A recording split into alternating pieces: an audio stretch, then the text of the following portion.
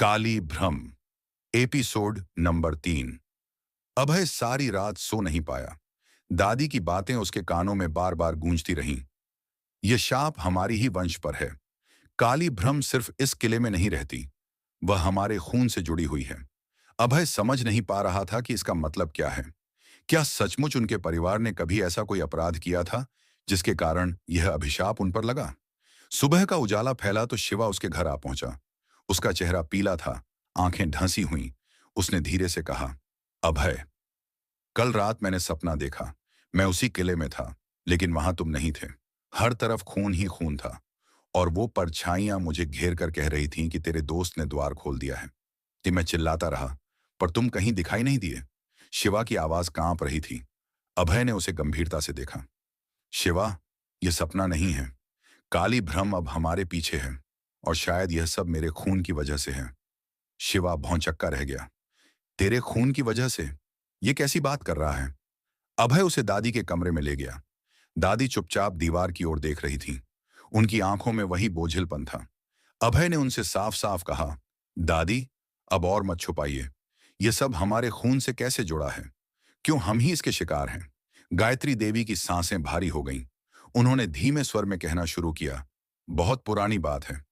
जब इस गांव पर राजा विक्रम देव का शासन था, हमारे पूर्वज उस राजा के सेनापति हुआ करते थे।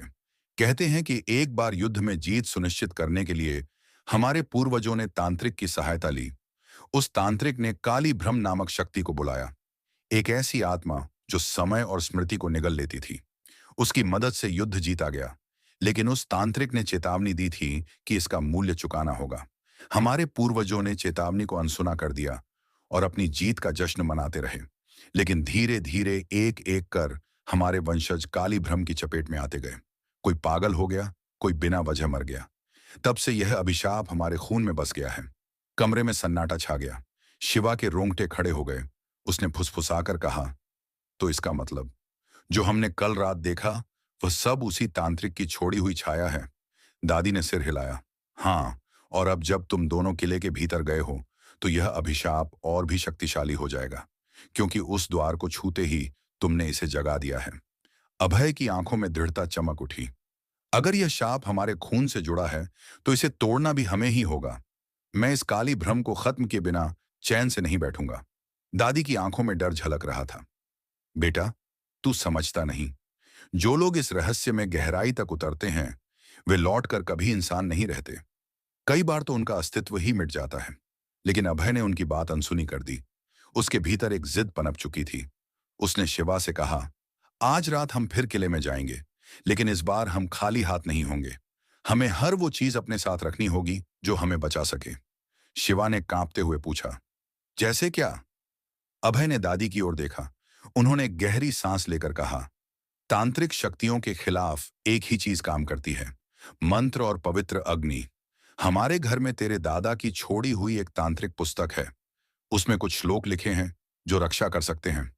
लेकिन याद रखना, अगर तुमने उन श्लोकों का उच्चारण जरा भी गलत किया, तो वह शक्ति तुम्हें ही निगल जाएगी। शाम ढलते ही अभय और शिवा ने तैयारी शुरू कर दी।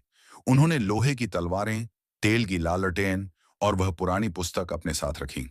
दादी ने अभय के माथे पर हल्दी और राख का तिलक लगाया और कहा, यह तुझे थोड़ी बहुत रक्षा देगा, लेकिन सबसे बड़ी रक्षा तेरे इरादों की पवित्रता करेगी। रात गहराते ही दोनों दोस्त फिर किले की ओर बढ़े। इस बार गांव के कुछ और नौजवान उनका पीछा करने लगे, क्योंकि उन्हें भी जानना था कि इस किले में ऐसा क्या है। लेकिन अभय ने उन्हें वहीं रोक दिया। ये रास्ता हर किसी के लिए नहीं है।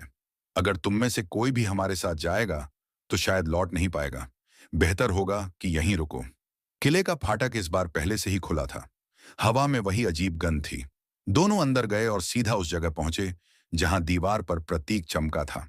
लेकिन अब वहां पूरा चक्र लाल रोशनी से धड़क रहा था, जैसे किसी दिल की धड़कन हो। अभय ने पुस्तक निकाली और पहला श्लोक पढ़ना शुरू किया।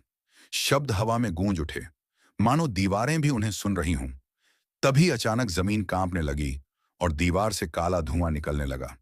उस धुएं से एक आकृति उभरी, लंबा कद, चेहरा बिना आंखों के और होंठों पर एक डरावनी मुस्कान। उसने भारी आवाज में कहा, कितनी बार चेतावनी दी गई, लेकिन तुम लौट आए। अब यह खेल खत्म नहीं होगा। तुम्हारे खून ने मुझे पुकारा है और मैं उत्तर देने आया हूं। शिवा ने कांपते हुए अभय का हाथ पकड़ा, लेकिन अभय ने पुस्तक को कसकर थामा और दूसरा श्लोक पढ़ना शुरू किया। आकृति चिल्लाई, रुको, वह शब्द मत बोलो। उसकी चीख से पूरा किला हिलने लगा, लेकिन अभय रुकने वाला नहीं था। अचानक उसके हाथ से पुस्तक छूटकर हवा में उड़ गई और आग पकड़कर राख में बदल गई। आकृति हंसने लगी। तुम सोचते हो कि शब्दों से मुझे बांध सकोगे? यह शाप तुम्हारे खून से जुड़ा है और खून से बचने का एक ही तरीका है, रक्त की बलि। ये कहते ही वह आकृति गायब हो गई और दीवार पर लिखा प्रतीक और तेज चमकने लगा। अभय हांफता हुआ खड़ा रह गया। शिवा ने डरते हुए कहा, इसका मतलब हमें किसी की बलि देनी होगी। अभय ने उसकी ओर देखा। उसकी आंखों में डर नहीं, बल्कि दृढ़ निश्चय था। उसने धीमे स्वर में कहा, अगर बलि देनी ही होगी तो मैं अपना खून दूंगा, क्योंकि यह शाप मेरे परिवार का है, तुम्हारा नहीं। शिवा सन्न रह गया। तू पागल हो गया है अभय, ऐसा करने से तू मर जाएगा। लेकिन अभय ने जवाब नहीं दिया। उसने अपनी हथेली पर तलवार की धार रखी और हल्का सा कट लगा दिया। खून की बूंदें गिरते ही पूरा किला कांप उठा। प्रतीक से लाल रोशनी बाहर निकलकर उसकी ओर बढ़ी और तभी अचानक अंधेरे से वही आवाज गूंजी, यह तो सिर्फ शुरुआत है, असली बलि अभी बाकी है। अभय और शिवा के पैरों के नीचे जमीन फटने लगी। दोनों चीखते हुए पीछे हटे, लेकिन एक गहरी खाई प्रकट हो गई जिसमें अंधेरा ही अंधेरा था। उस खाई से अजीब सी फुसफुसाहटें उठ रही थीं, जैसे हजारों आत्माएं एक साथ बोल रही हों। अभय ने कांपते हुए देखा। वह जान गया था कि अब यह लड़ाई सिर्फ उसकी और शिवा की नहीं रही। यह पूरा गांव, उसका परिवार और शायद उसकी आत्मा भी इस जाल में फंस चुकी थी।